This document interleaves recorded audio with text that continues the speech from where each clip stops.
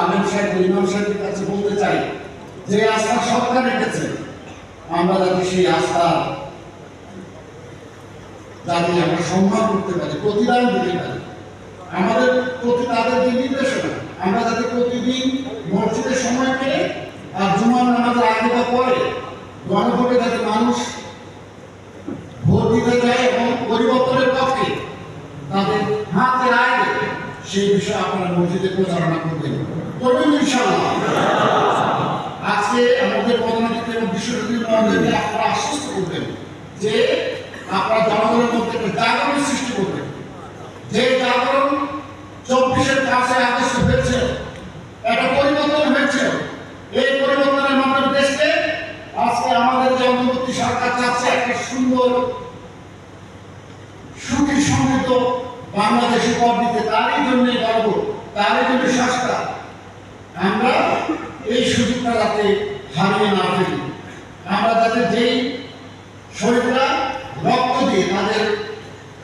তাজা রক্ত দিয়ে তারা আজকে দেশে পরিবর্তন ঘটিয়েছে, আমরা যদি এই পরিবর্তনটা অব্যাহত রাখতে না পারি, সংস্কার করে দেশকে একটা নতুন সুখী সমৃদ্ধ আধুনিক বাংলাদেশ করতে পারি, সেই জন্য কিন্তু আমাদেরকে হাতে ভোট দিতে হবে, জনগণকে উদ্বুদ্ধ করতে হবে, জনগণের মধ্যে সচেতনতা সৃষ্টি করতে হবে। আমি আপনাদের প্রতি আবারও আহ্বান জানাবো, আপনারা যাতে জুমা নামাজের আগে বা পরে তো বলবেনই, ওয়াক্তে নামাজে পারলে আপনারা এই বিষয়ে জনগণকে সচেতন করবেন, উদ্বুদ্ধ করবেন, এই প্রত্যাশা রাখছি। আর আপনারা দূর দূর প্রান্ত থেকে এসছেন, আপনাদেরকে আমি আমার পক্ষ থেকে পক্ষ থেকে ধন্যবাদ কৃতজ্ঞতা জানাচ্ছি। আর আমাদের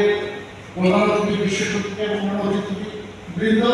আপনাদের উদ্দেশ্যে এই গণভোটের প্রচার এবং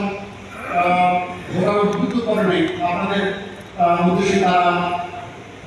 সার্বভৌম বক্তব্য উপস্থাপন করবেন, আপনারা এটা ধৈর্য সহকারে শুনবেন এবং সেই অনুযায়ী কাজ করবেন, এই প্রত্যাশা রেখে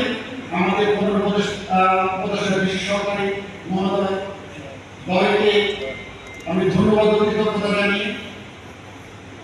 আমি সবাই